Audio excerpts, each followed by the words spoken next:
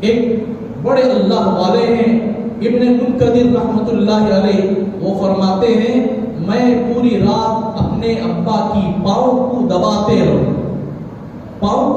رہوں، ان کی خدمت کرتے رہوں، اور ایک آدمی پوری رات سجدے میں پڑا رہے اور مجھ سے کہے کہ میرا سجدہ تو لے لے اور تیری خدمت میں مجھے دے دے، تو وہ عبد المنقدر فرماتے کل قیامت کے دن اس کا تو ثواب دیکھے گا تو کہے گا کہ کاش مجھے ایک رات باپ کے پاؤں دبانے کا موقع مل جاتا۔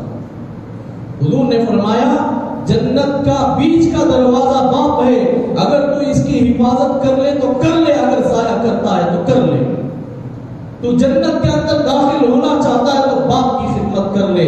حضور نے فرمایا رضا ربی فی رضا الوالد وسخط ربی فی سخط الوالد، اگر باپ راضی ہے تو اللہ راضی، باپ ناراض ہے تو اللہ ناراض۔ نہ ہماری نمازیں، نہ ہمارے حج، نہ ہمارے روزے اللہ کے در پر قبول ہوں گے جب تک کہ ماں باپ ناراض ہیں۔ ہماری عبادتیں ہمارے سر کے ایک بالشت کے اوپر نہیں جائے گی۔